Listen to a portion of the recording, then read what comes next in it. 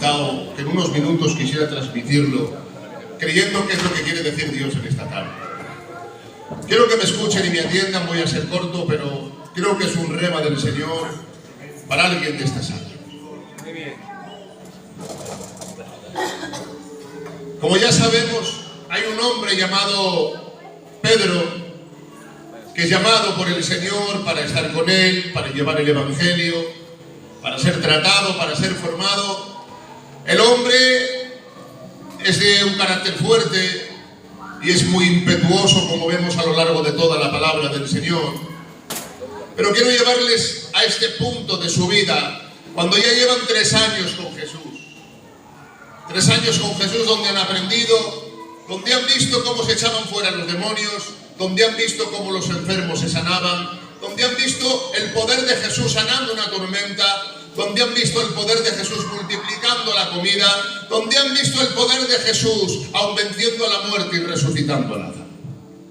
Pero ahora hay un momento en la última cena, cuando Jesús presenta el pacto delante de los apóstoles del Cordero, y en este momento es donde el Señor le hace una confirmación a Pedro de lo que va a pasar. Le dice: Pedro, tú me vas a negar 3 veces antes de que cante el gallo. Pedro, para sí mismo, seguro estaba pensando: Señor, te equivocas, te confundes. ¿Cómo es posible que yo niegue tu nombre? Y él hincha el pecho y dice: todos los demás te van a negar, todos los demás pueden decir algo en contra tuya, pero yo jamás te negaré. A la cárcel iré contigo si es necesario. Más digo, a la muerte si es preciso tengo que ir. Y ahora el Señor, que le hace esta advertencia por lo que le va a venir la misma noche que el Señor se la hace, es por el trato que Pedro va a tener. Pedro tiene un trato pues muy diferente al de los demás. Y ahora, cuando han venido la turba, ha venido Judas, le ha dado aquel beso de traición, ha abrazado a Jesús, mientras Jesús lo llamaba amigo. Y aquella turba ha venido delante de Jesús y lo han apresado. Pedro, como ya sabéis, ha tomado la espada y ha empezado a pegar espadazos. ¿A quién ha dado? Al siervo del centurión llamado Malco, y dice que le cortó la oreja. Pero no me quiero parar ahí, sino en lo que viene después, porque Pedro no ha entendido la señal de advertencia que Cristo le está haciendo. Y ahora Pedro dice que cuando toman a Jesús, dice, y los discípulos se esparcieron uno por cada sitio. Pero hay un Pedro que verdaderamente le ama a Jesús. ¿Cuántos creen que Pedro amaba verdaderamente a Jesús? Y cuando Pedro le ha dicho a Jesús: yo jamás te negaré, lo ha dicho con su conciencia, sabiendo en sus 5 sentidos lo que estaba diciendo. Lo que está diciendo Pedro no es un farol. Lo que está diciendo Pedro no es una alegoría. Está diciendo verdaderamente: yo, Señor, doy la vida por ti porque te amo. Pero ahora ha llegado el momento en que los apóstoles se han dispersado, en que Jesús es tomado y es llevado al patio de Anás. Y dice la Biblia, escuchen bien, dice la Escritura, y Pedro le seguía de lejos. Y Pedro estaba mirando de lejos lo que hacían con Jesús. Pero mientras les está mirando lo que hacen con Jesús, hay alguien que viene y le dice: tú ibas con ellos. Y en ese momento Pedro responde: yo no conozco a ese hombre. Acercándose un poquito más, vinieron otras mujeres, dice la Biblia, y le dijeron: por la forma de hablarte delatas, tú ibas con ellos, tú eres Galileo. Y vuelve a decir Pedro: no conozco a ese hombre. Y por una tercera vez Pedro, como así estaba establecido en la advertencia de Jesús, Pedro dijo: lo juro que no conozco a ese hombre. No conozco a ese hombre. Ahora Pedro, dice la Biblia, que lo hemos predicado y lo hemos hablado muchas veces, que cuando sale del patio de Anás, dice que Jesús sale apresado. Aleluya. Y mirad qué escena más bonita. Jesús sale apresado.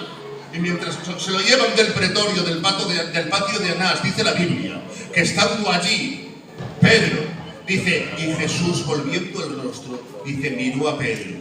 Dice, y Pedro dándose cuenta de lo que le había dicho, dice, y Pedro lloró amargamente. Pedro llora. Pedro ha hecho algo de lo que quizá lo va a recordar toda la vida. Dicen los comentaristas que saben que todas las veces que el gallo cantaba, cuando aquella trompeta romana sonaba, dicen que Pedro se acordaba todas las noches de aquel fallo que había tenido y cuánto le hacía llorar. Pero después del quebranto de Pedro, después de las malas noches de Pedro, después del trato que tiene Dios con Pedro, que él quizá no lo entiende, porque ha negado a aquel a quien ha dicho, yo por ti daba la vida. Este Pedro, que ahora está en un momento débil, en un momento que dice la Biblia, y Pedro volvió a las redes. Pedro volvió a la barca. Pedro volvió a hacer lo que sabía hacer antes de venir a Jesús. ¿Sabes qué estaba diciendo con esto? Estaba diciendo, yo ya no sirvo para lo que he sido llamado. Yo ya no sirvo para lo que Dios tenía para mí. Conmigo se ha roto el plan y el propósito y yo me vuelvo a lo que yo era, un pescador. Pero hay un plan de Dios para Pedro que no es ser pescador de peces, sino pescador de hombres, que se tiene que cumplir y que Jesús tiene un trato con Pedro. Y ahora después del trato, después de que Jesús lo llama en Juan capítulo 20 a Pedro y le dice, Pedro, ¿me amas? Sí, Señor, sabes que te amo. Pedro, ¿me amas? Señor, sabes que te amo. Pedro, ¿me amas? Tú lo sabes todo. Sabes que te amo. Después de intentar y hacer restaurar el corazón de Pedro por las 3 veces que le había negado, después de ver a Pedro con un corazón roto, que tiene un momento difícil, pero que el plan de Jesús con Pedro todavía no se había roto. Aleluya. Hoy tengo que decirte algo desde aquí con el corazón. A todos hemos tenido malas noches en las que queríamos volver a las redes. Malas noches en que hemos querido volver a lo que estábamos haciendo antes. Pero no sabemos qué ha pasado por aquí. No entendemos la obra del Espíritu en nuestro interior. Pero ha venido, nos ha comenzado a revolver, nos ha comenzado a convencer y nos ha dicho, aunque has fallado, yo sigo contando contigo. ¡Amén! Este Pedro, ahora que ha sido transformado, ahora que ha sido renovado, ahora que ha sido vuelto a echar los votos con Jesús, dice la Biblia que Cristo le dijo, apacienta mis corderos. Pedro jamás se va a pensar, jamás pasaría por la mente de Pedro que Pedro sería el primer pastor de Antioquía en la primera iglesia de la era cristiana. Pero es que el plan de Dios era justamente que Pedro fuera el primer pastor de la iglesia de Antioquía en la era cristiana. El plan él no lo sabía, pero Jesús sí sabía lo que quería sacar de Pedro. Nosotros a veces no entendemos el plan, no entendemos el trato, pero Dios conoce el propósito.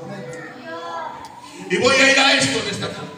Ahora este Pedro, dice Hechos capítulo 2, que la venida del Espíritu Santo, dice, los llenó a todos de poder por medio de la promesa que Cristo había hecho en Hechos capítulo 1, diciéndoles, y recibiréis poder cuando haya venido sobre vosotros el Espíritu Santo. Ahora cuando prediquéis, cuando venga sobre vosotros el Espíritu, ya no serán vuestras palabras, sino las del Espíritu a través de vosotros por el poder que os va a otorgar. Y ahora dice la Biblia, Hechos capítulo 2 y versículo 4, que el Espíritu vino sobre ellos. Vino como un viento recio que soplaba y la casa se llenó de gloria y todos comenzaron a hablar en lenguas. Y en ese momento es donde comienza la era del Espíritu Santo en la tierra. Y ahora el creyente ya no es como en el Antiguo Testamento, que el Espíritu iba y venía conforme al llamamiento que tuviera, sino que ahora hay una morada permanente en el creyente. Y ahora Pedro ha recibido el llamamiento de Jesús, ha recibido al Espíritu Santo. Y mirad qué bonito, dice la Biblia, que ahora este Pedro que se achicaba, este Pedro que se avergonzaba, este Pedro que negó al maestro 3 veces, dice la Biblia, que en Hechos capítulo 2, dice que todos se callaban allí esperando a ver quién salía a predicar, quién se atrevía a levantar la voz tras los magistrados, quién se atrevía a levantar la voz tras todos los fariseos que había allí, quién se atrevía a levantar la voz para hablar del crucificado y de el que había resucitado. Pero dice que en aquel silencio, dice la Biblia, que alguien rompió el silencio y comenzó a predicar. ¿Sabéis quién era? No era otro que sino Pedro. Pedro ya no era ahora el que se metía detrás de la gente para que nadie lo viera. Ahora, con el poder del Espíritu, dice la Biblia, y dio un paso al frente y comenzó a decir a aquellos fariseos y hebreos que estaban allí: vosotros crucificasteis al autor de la vida, vosotros lo prendisteis y lo matasteis por manos de inicuos. Ahora no tiene miedo, ahora se atreve a proclamar aquel que un día negó, se atreve a proclamar y predicar aquel que un día le dijo que no lo conocía. ¿Y sabéis por qué fue? Porque recibió el don del Espíritu Santo. El Espíritu Santo lo había capacitado para poder predicar la palabra. Por eso esta palabra que yo te predico no es palabra en boca de hombre, sí en boca de hombre, pero a través del Espíritu es como puede llegar a tu corazón. Por eso cuando se levanta Pedro, dice la Biblia, y en un mensaje se convirtieron 3000 personas. Gloria a Dios. Amén. De aquel Pedro que negaba a Jesús, ahora después del trato, después de moldear, después de las malas noches, después de las lágrimas, después del arrepentimiento y después de que Cristo lo pudiera transformar, ahora dice, y con un mensaje se convirtieron 3000 personas. Pero este es el versículo que tengo en esta tarde. Y ahora dice la Biblia que cuando Pedro está predicando, dice estas palabras, los fariseos y todos los doctores de la ley que están ahí, escuchar bien, dice, Hechos capítulo 4 y versículo 13, escuchar bien. Entonces, viendo el denuedo con que hablaban Pedro y Juan, dice, sabiendo que eran hombres sin letras ni estudios, se maravillaban, alucinaban, se sorprendían. Y dice, ¿por qué? Dice, les reconocían porque se notaba que habían estado con Jesús.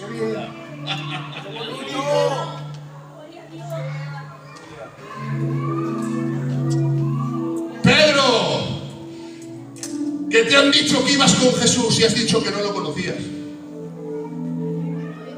Qué bueno.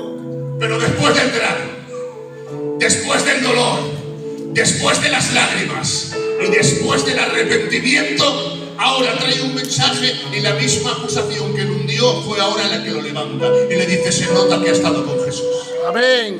Déjame lanzarte algo en forma de rema en esta tarde.